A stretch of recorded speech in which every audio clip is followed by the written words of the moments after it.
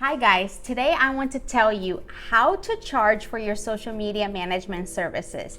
It seems like a very complicated thing to do, but trust me, it is not. A lot of people overcomplicate this, but it is something very simple that I had difficulties with as well, but there are 6 extraordinary steps that you can take in order to put your proposal in a very simple way. So let's go.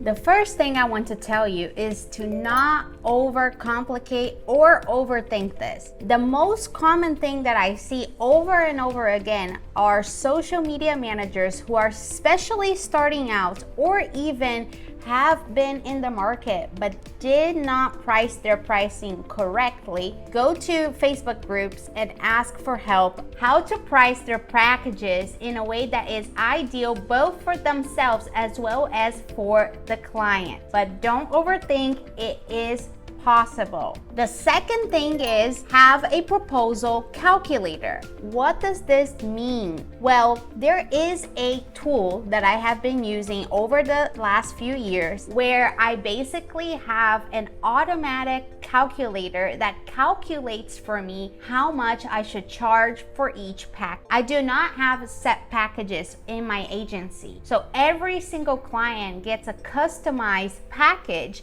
and this calculator helps me to just plug in and play. It helps me save so much time. It helps me also know how much I need to be charging. So for example, if you want to grow and then you want to have a team, pay other people to help you out and build an empire, basically you're going to need to know what is the margin that you can charge the client in order for you to be able to pay all these people, right? This calculator does just that. So when I need to create a new proposal, I can just plug in and play, and the process becomes so much easier. The third thing is calculate how much your time is worth. That's right. For you who's watching me, do you know how much is your time right now? How much is it worth? If you do not know how much you charge per hour, even if you are not charging the client per hour,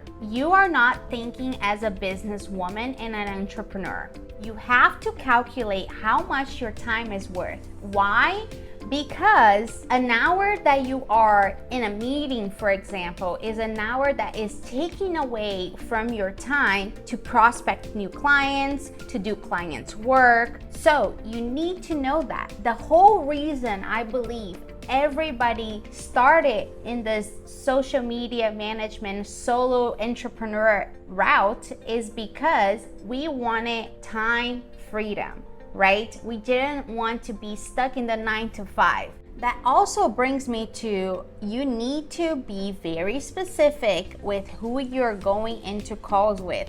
The discovery calls, are you qualifying them prior to your calls? Because this affects your time's worth. Because all of those hours are money that you're either gaining or you're losing. Have you ever felt undervalued? You prepared yourself for the proposal meeting, you created that proposal, it took you hours maybe, and then they don't show up. Or they just say, oh, I changed my mind. Yes, it has probably happened to you because it has happened to me too. I know how that feels. And the first reaction we tend to do is for us to doubt ourselves and our potential. So calculating your time is essential. When you map out your workday, you know which meetings you should go to, which ones you should just decline, people that you should be speaking to, or people that honestly, they're just price shoppers and they are never going to hire you. Actually, there is another video that I talk about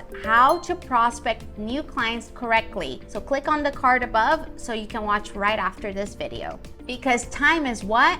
Money. Of course, it is money. I cannot emphasize this enough.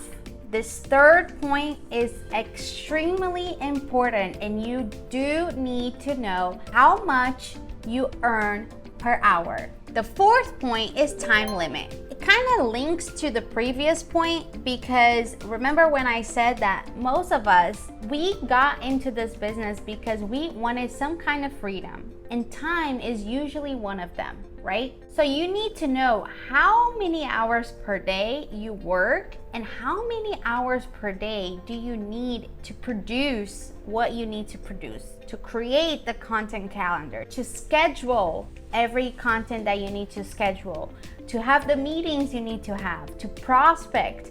All these things you need to know, because if you have a family, maybe small children, you need to have the time with your spouse, with your children. That's why you were here, right? So you need to distribute your time wisely. If I work 8 hours per day, I need to be productive that 8 hours per day. There's actually a study being done in Europe where they are calculating each individual, how do they work and how many hours do they actually produce in a work day. So for example, maybe you need more time. So you need to calculate this. Let's say I usually work really fast, right?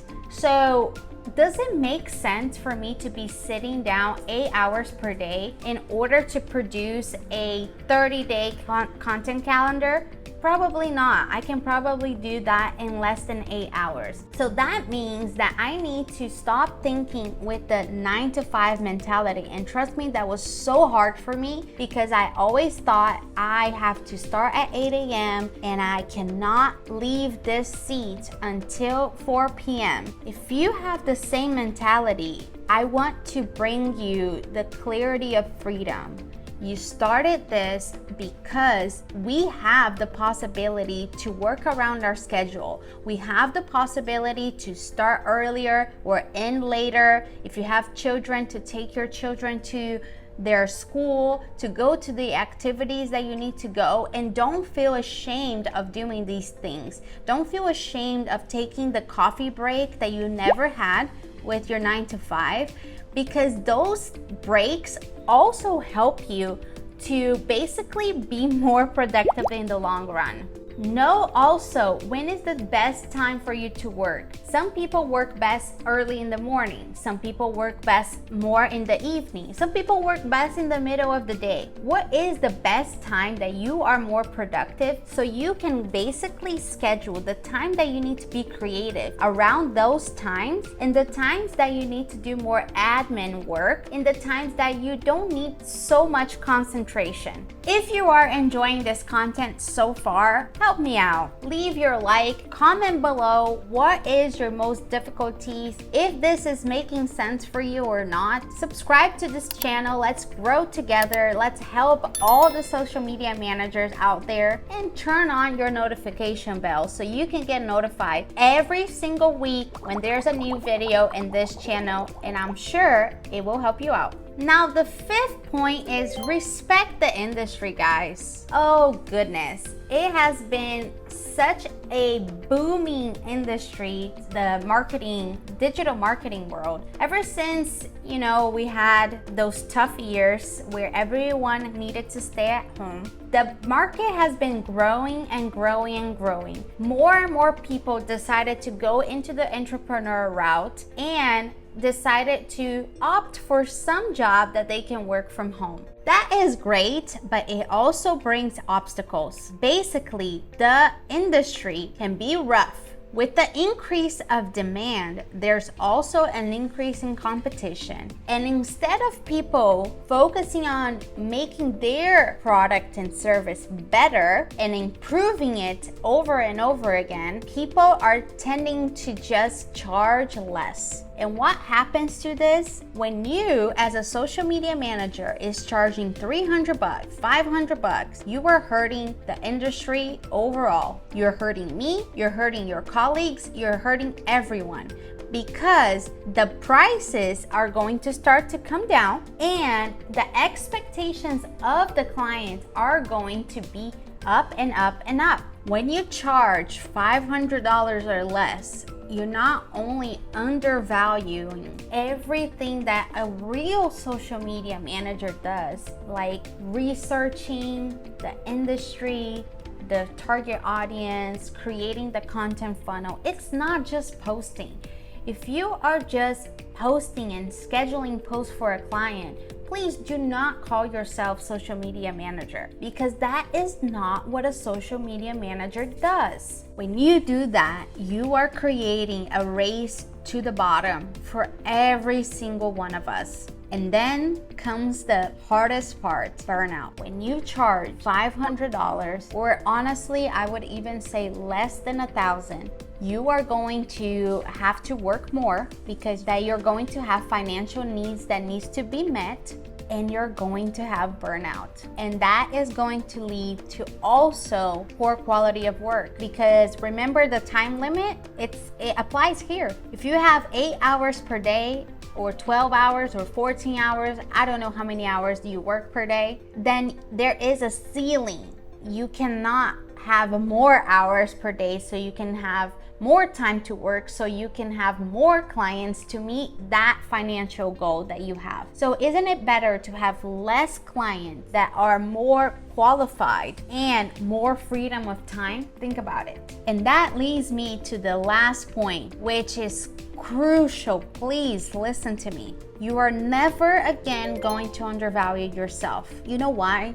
I know it's tempting to maybe charge less to get the client, but that $500 client, they will never value your service. Every time that I try to make the package lower in order for the client to be happy, but I didn't respect my boundaries, every single time I regretted it. I got deeply disappointed. This client gave me a lot more work than it should be. And I'm not talking about, oh, because I don't want to work, I don't want to have a lot to do. That's not it. If you know me, you know that I am not a quitter, and I'm also not lazy. But if the client is paying this much, usually, and I'm saying usually, they have the expectations that you're going to do everything and that they don't have to do anything. So they take weeks to approve content, they don't reply to you, they are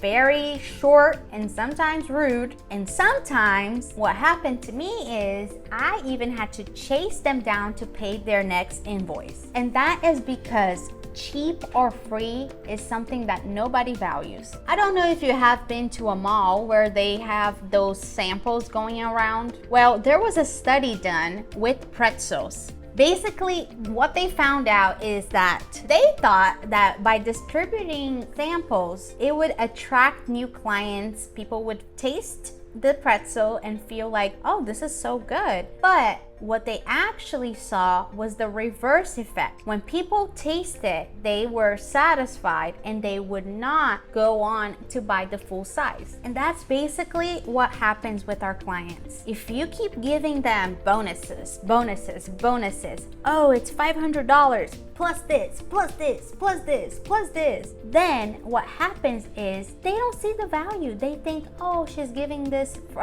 for free because it's probably easy. It doesn't take her a lot of time. But we all know it all takes time. A very well put social media strategy takes about 5 weeks. If you are starting out, instead of you charging the $500, try to do 7 days for free. Don't do more than 7 days. Get them to taste what you can do without putting yourself in jeopardy and the industry in jeopardy. Show them the metric. I'm telling you, it works. That's how I started. Value yourself, value the industry, your colleagues, your work. And if you don't believe me, if you still have doubts that, oh, I don't think I can do this, put it to test. Try it out. In your next proposal meeting, think about, oh, my package would be $500. Try adding $300 more to that package. At least $800.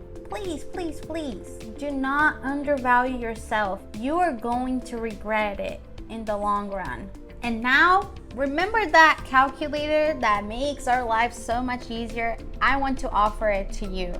The link to it is in the description of this video and also in the pinned comments. Click on it to download and help you to calculate what is your ideal package price? There is a lot more I want to share with you that I have learned throughout my journey as a social media manager, and I cannot wait to keep seeing you every single week here in this channel. I hope this was helpful, and I hope to see you next time. It's time to boom your business.